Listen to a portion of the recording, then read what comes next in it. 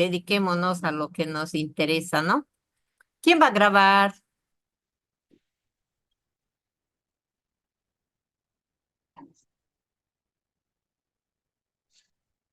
Ah, ya.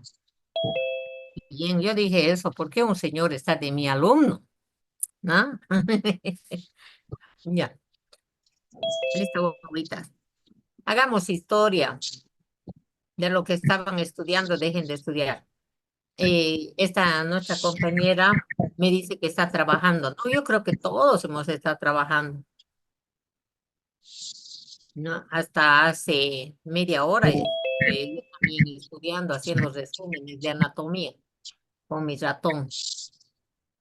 Y también he trabajado. O sea, no, no, es que no podemos.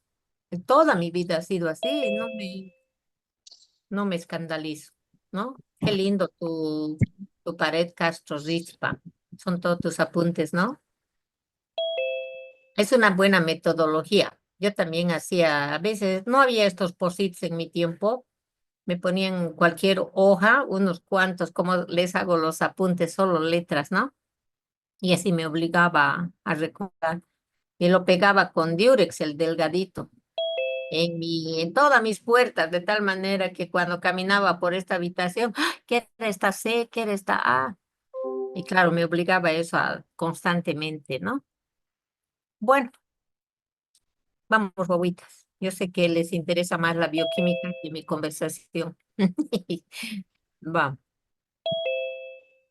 Aarón, ¿dónde estará tu hermano Moisés? Bien.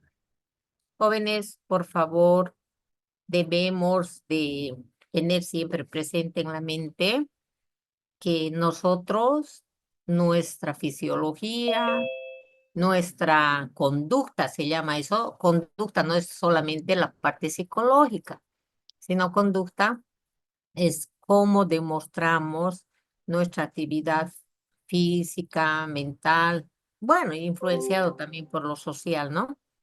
Bueno, nuestra conducta depende de la fisiología y la fisiología depende de la parte molecular. Y la parte molecular está influenciada por muchos factores, pero los más importantes son la temperatura, el pH y la concentración de las diferentes sustancias. Por ello que cuando llega nuestro paciente, lo primero que se le toma son sus signos vitales. ¿Cómo está, no ves? Su temperatura. Claro, a pH no llegamos, pero su presión arterial. Ya si hemos aprendido, ya si lo vemos con dificultad respiratoria y si tenemos algún antecedente más, tenemos que pedir su gasometría, ¿no? Y en la gasometría ya supiéramos datos de pH. El pH tiene mecanismos para controlar, para regular, tanto fuera de la célula como dentro de la célula. El viernes habíamos terminado con este cuadro donde destacamos. La bomba de protones, seguramente ustedes ya escucharon de esto cuando en algún momento escucharon del omeprazol. El omeprazol es un medicamento para la gastritis que trabaja a nivel de la bomba de protones de las células parietales. Con ello queda en evidencia que mis células tienen bomba de protones, ¿no? ¿Qué son los protones? Los hidrógenos con carga positiva, es decir, los factores ácidos. Por ello tengo que tener protones. Si el interior de la célula está muy ácida, entonces tengo que eliminar protones.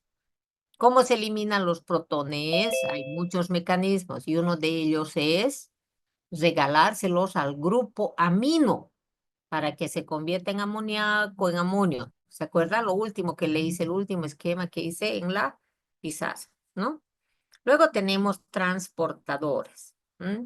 ¿Qué son transportadores? Son proteínas que pueden transportar, en este caso para el pH, sodio, potasio, cloruro por sus cargas positivas, ¿no?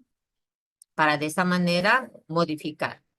Los canales iónicos significa que son otro tipo de proteínas, las proteínas integrales que van a permitir pasar los iones.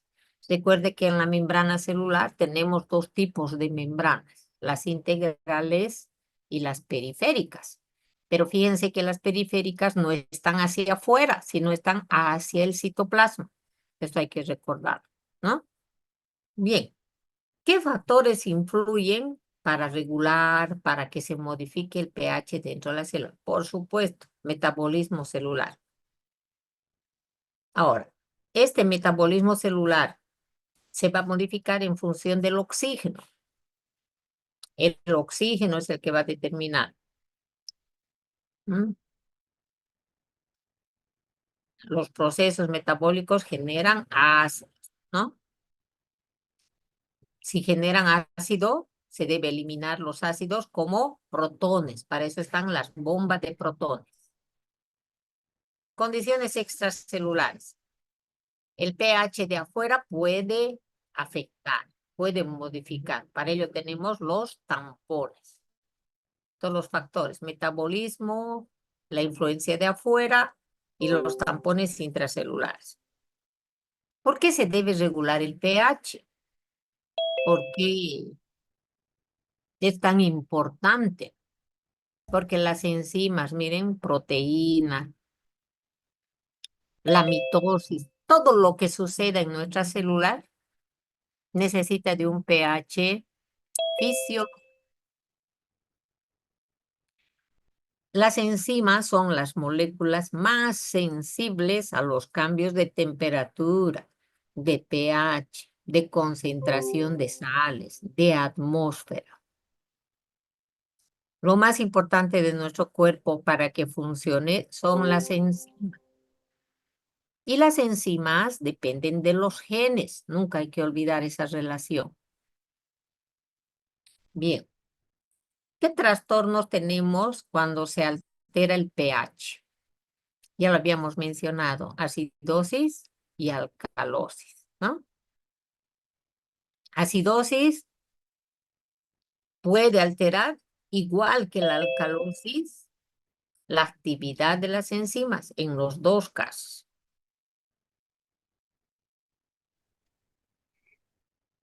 Vámonos al tema 7, equilibrio de agua y electrolitos.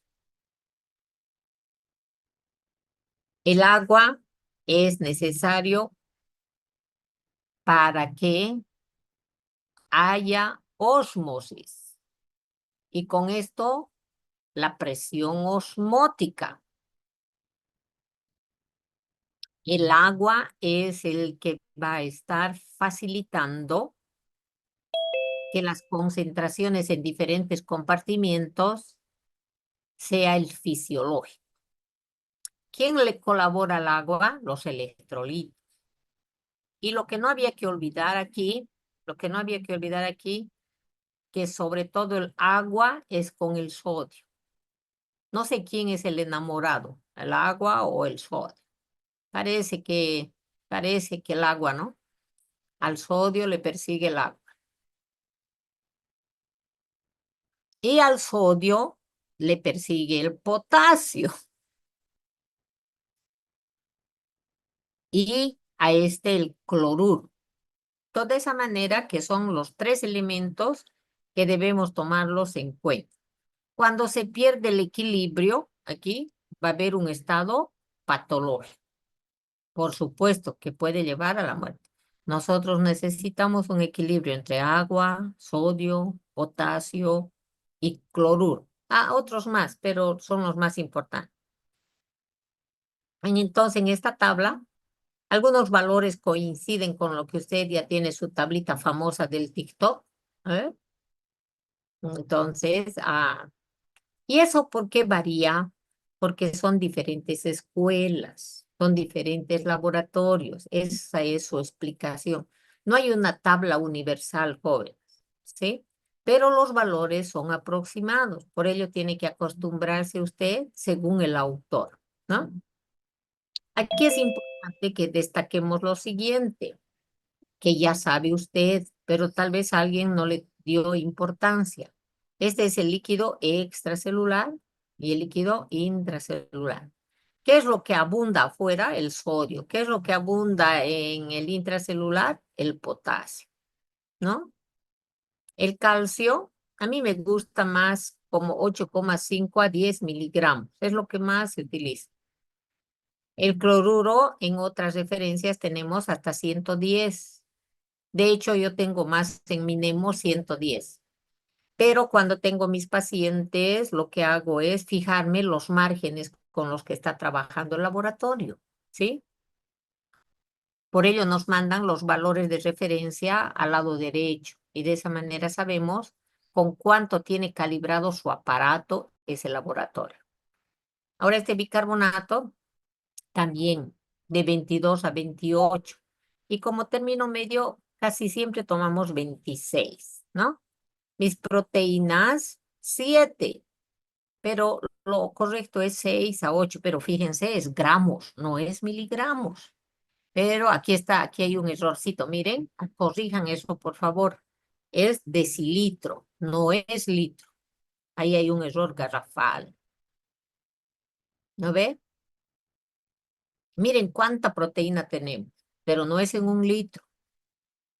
Eso me equivoqué, o bueno, algo ha pasado. No, ha sido la inteligencia artificial. Lo ha corregido. Ya va. Entonces, tenemos que aceptar que hay esta diferencia en la concentración de los líquidos. Lo que nosotros más conocemos, jóvenes, con lo que más trabajamos es este. Puede ser una pregunta, ¿no? ¿Con qué valores trabajamos para poder corroborar, confirmar el estado de salud de mi paciente líquido extracelular? ¿Cómo yo podría sacar las células y sacarle su líquido intracelular? No podría, ¿no es cierto? Por ello que tomamos la sangre como el extracelular. Y lo que acabo de indicarles, mm, el principal catión se llama catión porque es positivo. Anión es cuando es negativo.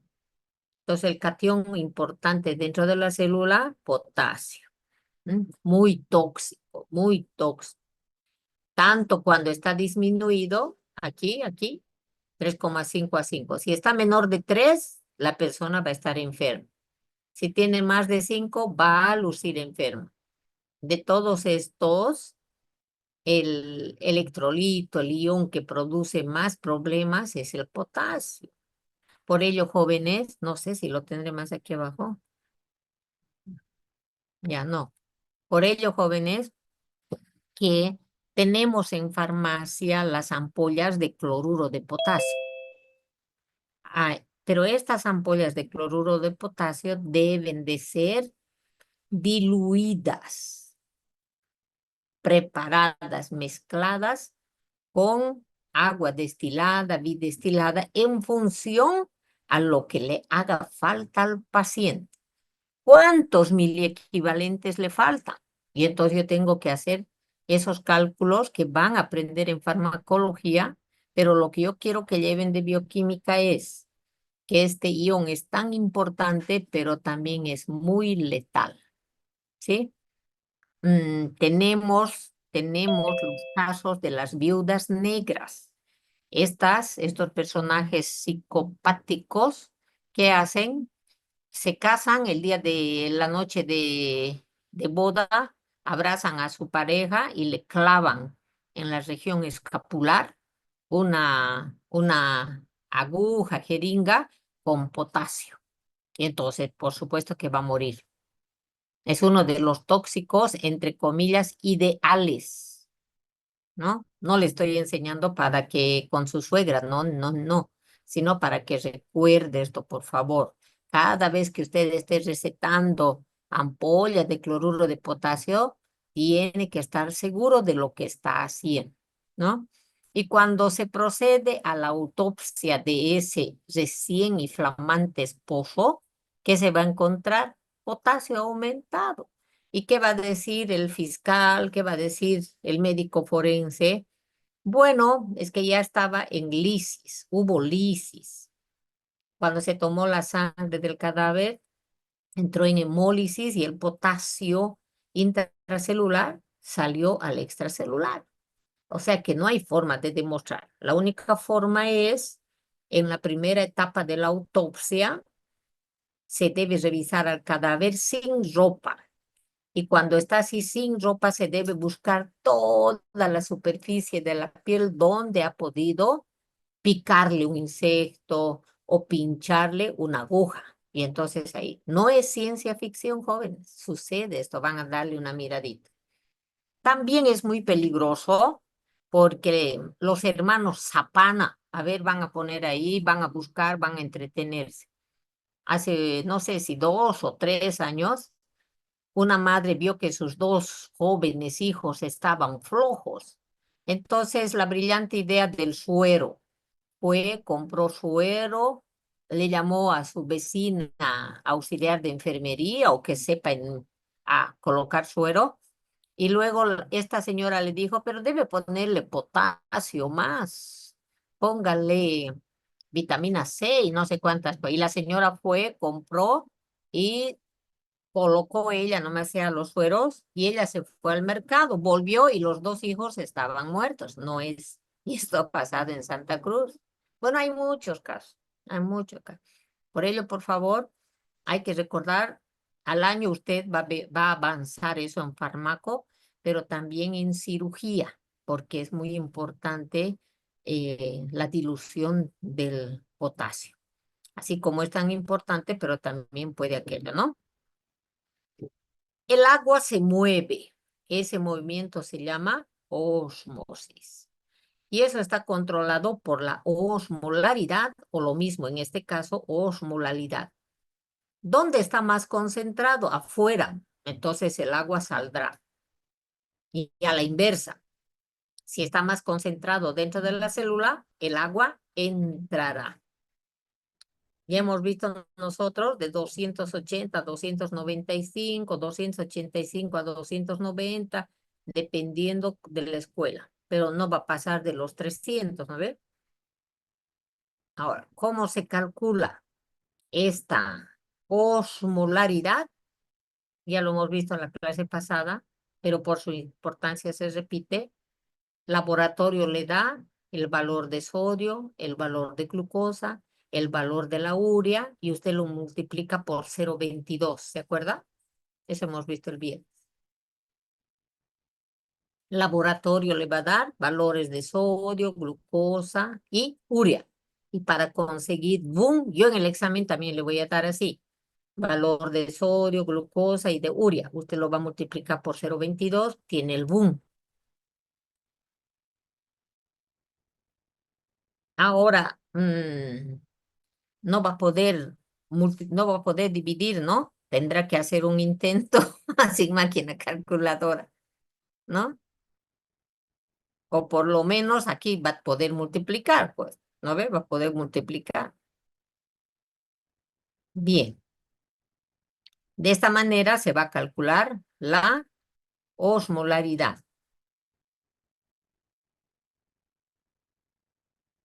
¿Qué significa boom? En la clase pasada ya lo vimos. Nitrógeno ureico en sangre. Ahora sí, en la práctica, jóvenes, en la práctica, escuchen bien, por la rapidez, podemos tomar la osmolaridad solamente con sodio en una persona que no sea diabética ni que tenga presión arterial. Le dan sodio, lo multiplica por 2 y usted ya tiene más o menos, porque esto no es significativo. Hagan la prueba, ¿no? Una glucosa de 100 dividido entre 18, un boom o dividido entre 2,8, todo este factor es insignificante en una persona que no tenga presión arterial ni que sea diabética. Por ello, en la práctica, casi siempre en el hospital se multiplica por 2 el sodio y ya se tiene la osmolaridad. ¿Sí? Ahora bien, sin embargo, mire, aquí está. En las personas que tengan diabetes o que tengan insuficiencia renal, entonces es importante tomar en cuenta estos dos factores, el último y el penúltimo. Cuando la hiperglucemia es grande, aumenta la osmolaridad y va a ser superior al intracelular. ¿Por qué? Porque esta glucosa atraviesa lentamente en una diabetes. Entonces, más concentrado está afuera y el agua de dentro de la célula se va a salir al extracelular. Recuerde que el agua está ahí para diluir, para diluir. Hay que leerlo esto bastantes veces. La concentración de sodio, la natriemia, disminuye la concentración cuanto más agua hay. Obvio, obvio. A ver, si yo en un vaso de agua coloco una cuchara de sal y le aumento el doble de agua, ¿qué pasa con la concentración del sodio? Disminuye. Otra vez, un vaso de agua, una cuchara de sal, lo muevo y ya tiene una concentración X. Pero si le aumento otro vaso de agua, ¿qué pasó con la concentración de sodio? Se diluyó. Lo mismo pasa aquí. Cuanto más agua tenga mi paciente, cuanto más edematizado esté mi paciente, cuanto más insuficiencia renal tenga porque tiene una hipertensión arterial de mucho tiempo, retiene más líquido. Por lo tanto, el sodio pareciera que es menor, ¿sí? Entonces, esta concentración de sodio, que tendría que estar en 145 miliequivalentes, va a disminuir 1,5 por cada 100 miligramos por decilitro de glucosa. Entonces, un señor que tenga 500 de glucemia, lo normal que era 100, entonces tiene 400 miligramos de más. Entonces 400 hay que multiplicar por 1,6. ¿Cuánto te va a salir? 3,2, 6,4. Entonces hay que sumarle a la concentración del sodio 6,4. El valor que me están dando de sodio no es el correcto. ¿Sí? Esto, por favor, la corrección. Entonces, en el examen le digo, el paciente tiene 500 miligramos por decilitro de glucemia, para que sean números redondos, para que no tenga que usar máquina calculadora. Y su concentración de sodio es de 130. ¿Cuál es el valor normal? Y entonces, a los 130 tiene que sumarle. ¿Cuánto? 6,4. Entonces, en realidad tiene 136,4. ¿Sí? Para eso sirve esto que está aquí, la concentración. Ahora, ¿qué va a hacer usted? 130, muy bajo de sodio, para nuestro ejemplo, ¿no? Entonces, no haga nada, mire, no haga nada, no está indicado tratamiento, porque en cuanto disminuya la glucosa, el agua va a volver a migrar.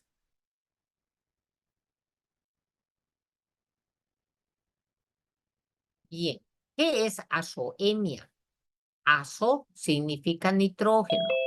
Emia, concentración en sangre. Azoemia es concentración de compuestos nitrogenados en sangre. Se utiliza este término cuando los compuestos nitrogenados que normalmente tenemos aumentan en concentración.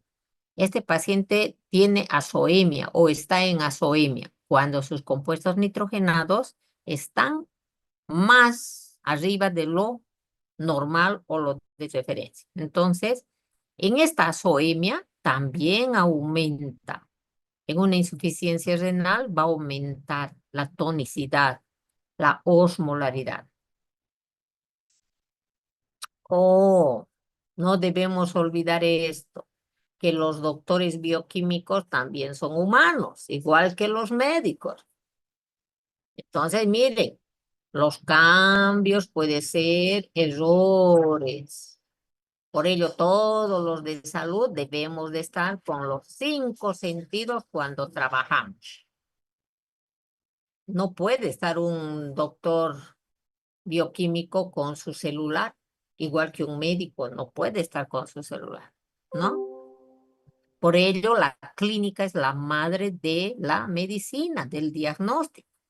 Tiene que estar, no, no, mi paciente estaba así, no, no puede ser que tenga este valor. Y con autoridad usted puede pedir que repita. En el hospital se tiene esa obligación de no tirar los sueros, de no desechar, ¿no? Entonces, de esta manera estamos hablando de una pseudo. ¿Qué quiere decir pseudo? Falso. Hiponatremia.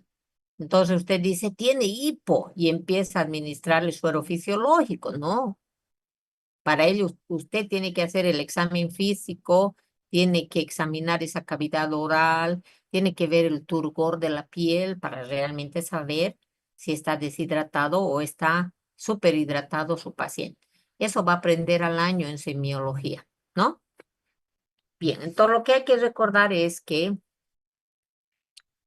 cuando la persona tenga hiperlipidemia, aumentado sus lípidos, cuando tenga diabetes o cuando tenga insuficiencia renal, los valores de sodio hay que interpretarlos con mucha inteligencia. Y como le anoto aquí, en la actualidad, en el mundo, menos en Bolivia, se tienen máquinas que miden de manera más eficiente estos compuestos y entonces ya no hay tanto este problema. Pero en nuestro medio seguimos trabajando con los aparatos antiguos. Bien, en anatomía usted aprendió qué significa esto. Hiato, ¿no ve? Quiere decir agujero, vacío. En bioquímica utilizamos eso. Hay una brecha, hay una diferencia, hay un vacío. Ajá, ¿de qué mire? Del anión, de los aniones. ¿Qué son aniones? Todos aquellos compuestos químicos que tienen una carga negativa. ¿Cómo se consigue este anión? Restando de la suma de cationes la suma de aniones. ¿Cuáles son los cationes? Y entonces tienen aquí abajo, miren, los más importantes, calcio y magnesio, calcio y magnesio. Calcio, que te salga 10 para hacer números redondos. Y magnesio 2, tienes 2, 2. 12 de, 12 de cationes. Y los aniones, el cloruro con el bicarbonato, que te salga 10, 12, 15 que te salga. 15. Espérate, calcio y magnesio serían 12 los cationes. Los aniones súmalos y que te dé 30 para que sea más fácil. 30 menos 12, 18. ¿Cuánto es el anión hiato en este ejemplo? 18. ¿Cuál es el valor normal? Fíjense, más menos 10. Ya, 10 a 12, ya, no importa. Entonces, interpretación. El anión hiato no es normal en mi paciente, porque normal debía de ser o negativo 10 o positivo 10. O si quiere ya de 10 a 12, no nos vamos a pelear. Ahora, ¿cómo se calcula rápidamente?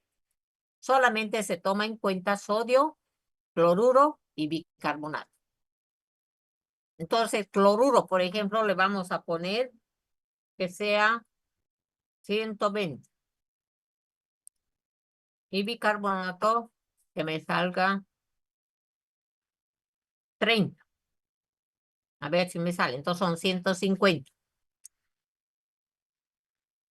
Y del sodio, un poquito más le voy a poner aquí. Miren, cloruro 130.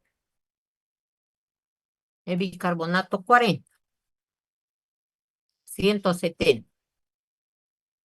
Y el sodio, voy a exagerar, que me salga, no, 140. 140 menos 170, ¿cuánto me sale? 30, ¿no ve? 30. Ahora yo esos 30 comparo con esto. 30 es mayor que 10, sí.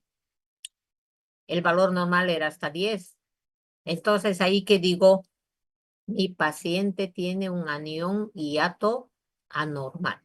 Bien, ¿cuándo debo pedir anión hiato?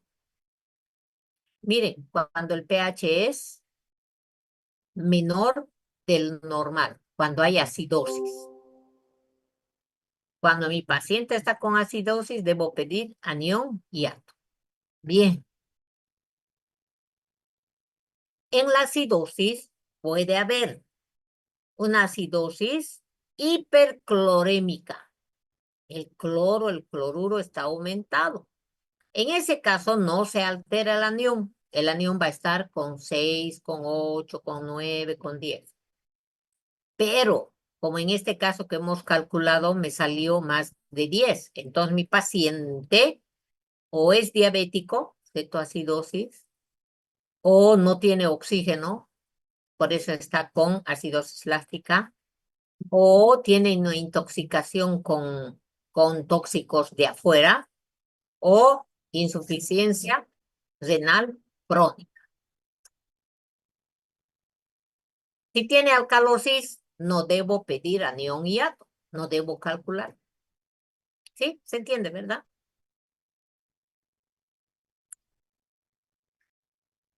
La magnitud del anión, como en este caso, ¿cuánto me salió? 30, ¿no? ¿Se acuerdan?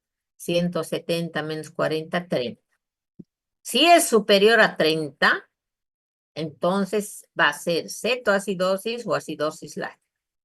Aquí vamos a poner, miren, aquí pondré, voy a poner 35 para que me salga 35 la diferencia. Y entonces, si es mayor a 30, con seguridad diabético o le falta oxígeno, está con COVID. Pero si sale de 15, de 20, enfermo renal. Bien, pasemos a otro hiato, a otro gap. Este se llama ahora osmolar. Ah, ya no está relacionado con los aniones, sino está relacionado con las moléculas osmóticamente activas, osmoles. ¿Qué es un osmol? Es la cantidad de sustancias que tienen actividad en la osmolalidad. En este caso, también vamos a establecer una diferencia de la osmolaridad determinada en laboratorio, vamos a restar de la osmolaridad teórica. ¿Cómo se consigue la teórica? Multiplicando el sodio por 2, ¿no es cierto? Esa es mi teórica. Pero a ver, vamos a ver. En este párrafo tenemos las causas que aumentan esta brecha, este hiato osmolar. Diferencias entre anión y osmol, porque casi siempre nos equivocamos. ¿Qué mide? Cationes y anión. Y aquí GAF, lo que acabo de decirle. Osmolaridad calculada teórica y osmolaridad medida. ¿Para qué sirve anión GAP? Ácidos no medidos, aniones no medidos. En laboratorio no podemos medir por el momento todo lo que tenemos en el cuerpo porque somos humanos. Ya más adelante se inventarán máquinas. Y en esta otra, sustancias osmóticamente activas no medidas porque el hombre todavía no inventó esa máquina. Utilidad para determinar acidosis. Y aquí la osmolaridad, intoxicación, sobre todo con medicamentos y alcoholes, que vamos a ver enseguida. Ahora bien, cuando los dos están elevados, entonces yo debo de pensar que la persona está intoxicada con metanol o etilenglicol.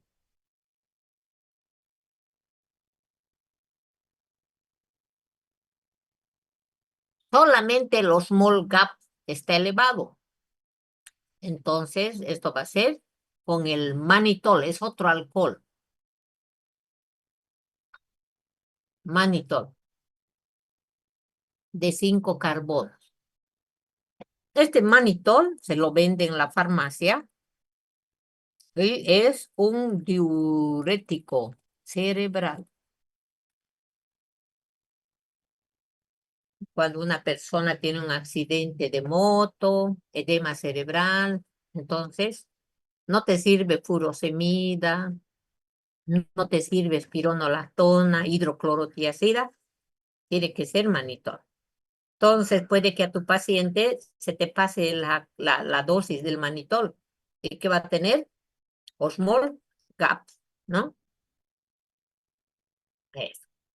Resumen, el anión gap y el osmol gap se utilizan para estar completamente seguros en los desequilibrios electrolíticos. El anión para buscar ácidos y el osmol para las moléculas osmóticamente activas.